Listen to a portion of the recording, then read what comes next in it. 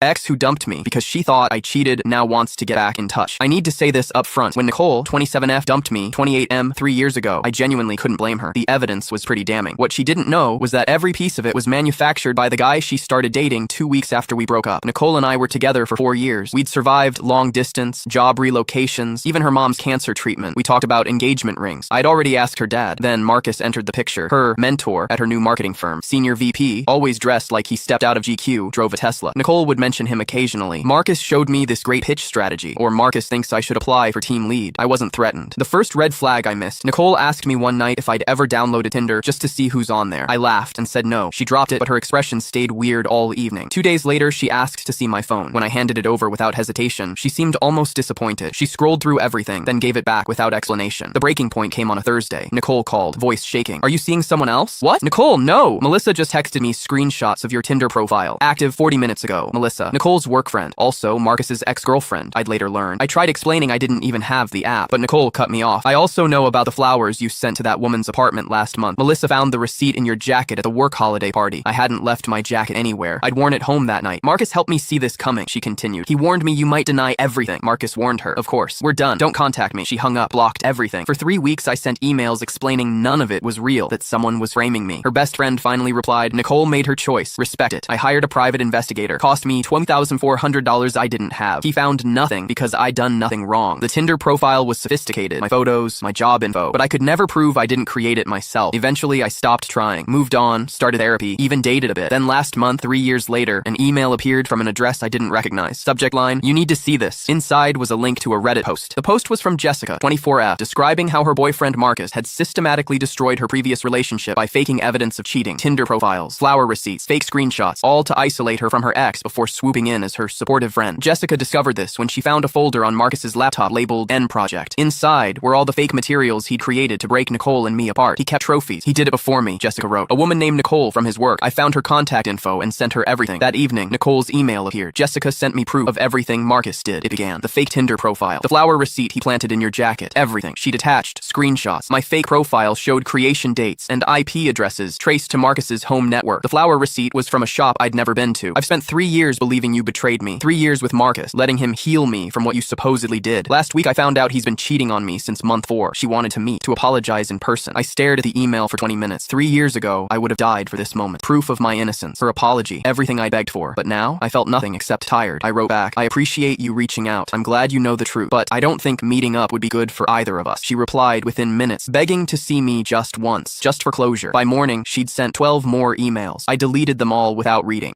My parents ignored my elder sister's brutal bullying for years, so I finally moved out at 18. Now 6 years later, they want us to reconcile to help with her legal troubles. They hit me up with this bad news, but it completely blows up in their faces. Growing up with my sister Rachel was psychological warfare. When I was 11, she convinced our entire extended family I was stealing from mom's purse. Spent Thanksgiving being interrogated by aunts while she watched, smirking. At 13, she photoshopped my face onto inappropriate images and sent them to my entire middle school. At 15, she told my best friend Emma that I'd been talking about her weight. Emma didn't speak to me for 2 years. Every single time. Same script. Rachel's under stress. Just ignore her. Like I was the problem for bleeding. The breaking point came junior year. I'd been accepted to a competitive summer art program. Full scholarship. Dream School's talent scouts attending. Required a portfolio by midnight March 15th. I'd spent 6 months on those pieces. March 14th, I came home to find Rachel standing over my destroyed artwork. Paintings slashed. Sculptures smashed. Digital files deleted. Oops, she said, stepping on my ceramic piece. Thought these were trash. Mom found me sobbing on the floor. What happened? I pointed at Rachel walking away. Mom sighed. You can reapply next year. Rachel's going through her breakup. She needs us to be understanding. I lost that scholarship. Lost that school's interest entirely. I left for college across the country the day after graduation. Blocked their numbers. Built a life where nobody gaslit me. Got my art degree anyway. Now doing concept art for a gaming studio. Then last Tuesday, Dad called at 10:47 p.m. Your sister needs help. She's facing criminal charges. Securities fraud. Took $340,000 from clients over 3 years. Trials in 2 weeks. Silence. We need you to come home. Character witnesses matter for sentencing. You could make the difference between probation and prison. I actually laughed. You want me to vouch for her character? This isn't funny, Dad snapped. After everything we've done for you, like when she destroyed my portfolio and you told me to reapply next year?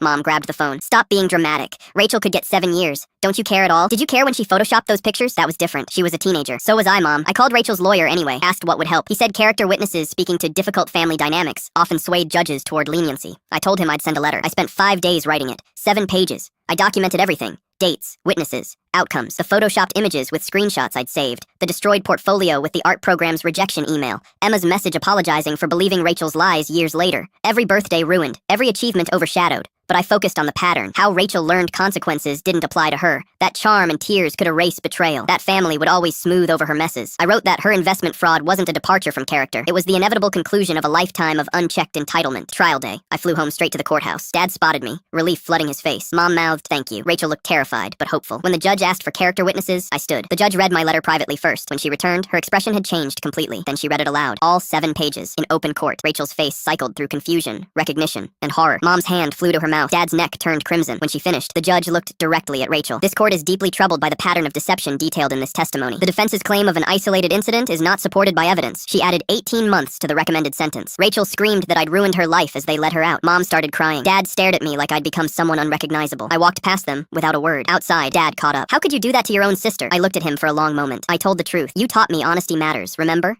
My parents took me to court over a truck, a 2021 Ford F-150, Lariat that I bought outright with $78,400 of my own money after 8 straight years of 8-year weeks in the oil fields. I was 34 years old, still smelling like hospital disinfectant when I signed the closing papers in Portland. 6 weeks later, a process server handed me a lawsuit to Tricia and Dennis Corwin versus Megan Corwin, demanding I transfer the deed to my 28-year-old sister Haley because the family home should stay in the family. My own mother signed it, my own father notarized it. Haley arrived 4 years after me, and the house restructured around her like she was gravity. I was the rough draft. She was the final version. At 10, I was folding laundry and starting dinner. Haley at 10 had a horse named Butterscotch that I mucked stalls for every morning because she was too sensitive for the smell. At 16, I worked at a nursing home emptying bedpans. Haley at 16 got a trip to Paris for cultural exposure. At 18, I left for nursing school with $800 hidden in a tampon box. Haley at 18 got an $18,000 condo because dorm life is traumatic for introverts. By 2024, I'd worked every hellscape the agency could find. COVID units where we ran out of body bags. Hurricane Maria delivering babies by flashlight. A reservation clinic where backup was a 3-hour helicopter ride. I saved $340,000.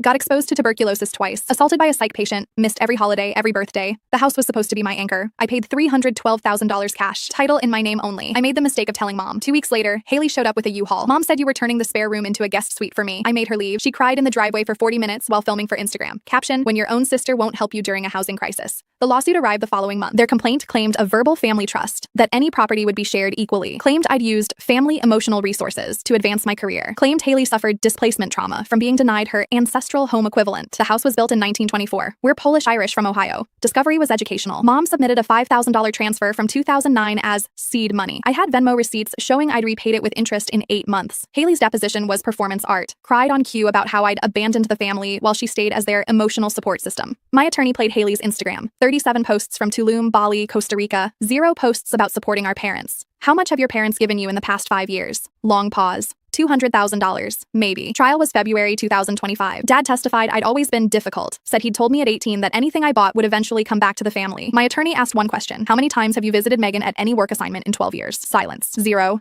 0 visits, 0 calls during COVID when she watched patients die alone. Then Haley took the stand. My attorney introduced Exhibit 47, a text thread between Haley and her best friend, the night before the lawsuit. LOL. Can you believe my parents are actually suing Megan for me? Free house incoming. She's going to flip out. Good. Maybe she'll finally learn she can't just ignore us and expect to keep all her stuff. The courtroom gasped. Judge Morrison's ruling was ice cold. This court finds no evidence of any agreement entitling the plaintiffs to any interest in defendant's property. The claims are not only without merit, but appear to be an attempt to use this court for family manipulation. Dismissed with prejudice. Plaintiffs pay all attorney fees. In the hallway, Dad grabbed my arm. You happy now? You've destroyed your mother. I looked at him. This man who'd never once asked how I was doing, never visited, watched me work myself raw while handing my sister everything. No, Dad. You destroyed her by teaching Haley the world owes her my life. Haley stared at me. This isn't over. Yeah, it is. 3 months later, Haley posted a GoFundMe for healing after her family trauma. She raised $847. I donated 0.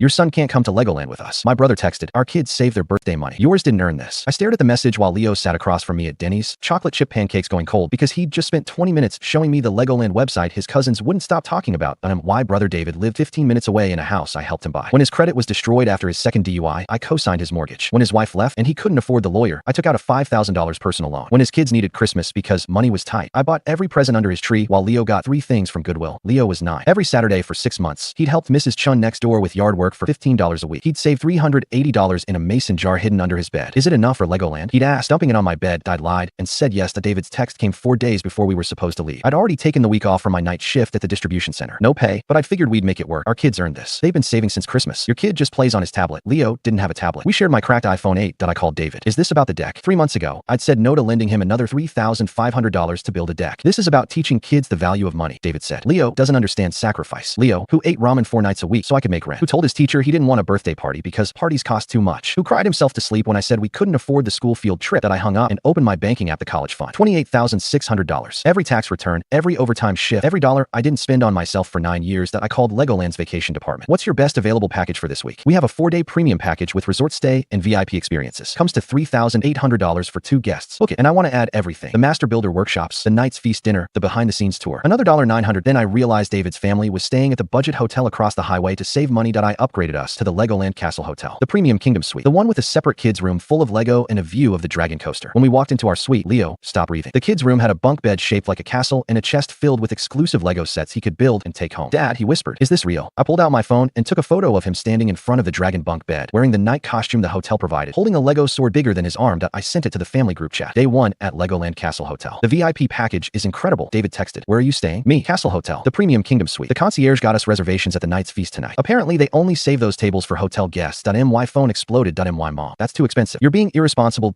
David's wife. We're staying at Holiday Inn Express to be practical. How dare you flaunt well? David, you're setting a terrible example. What happened to teaching kids about sacrifice? I typed one message back. I'm spending my son's college fund on memories because apparently that's the only thing that matters to this family. Leo earned this by being kind, grateful, and never once making me feel like a failure for being poor. Then I blocked all of them for the entire trip. Leo didn't know about any of the drama. We built Lego race cars with master builders, ate turkey legs while watching jousting shows, rode the dragon coaster 7 times because we had line skip passes. On day 3, we were in Miniland when I spotted David's family. His kids were whining. David's wife was snapping at everyone. My mom looked miserable on a bench. David saw me. His face went white, then red. I knelt next to Leo, who was examining a Lego Statue of Liberty. Hey buddy, pick out any set you want from the store, I said, loud enough for David to hear. Leo looked at me like I'd just handed him the moon. Any set, anyone you want. He chose a $200 Dragon Castle set he'd been staring at for months in the store window near our apartment that I paid cash, and we walked past David's family without saying a word. That night, we stayed up until 2 a.m. building the castle on the hotel room floor. Leo fell asleep with Lego bricks in his hair, smiling.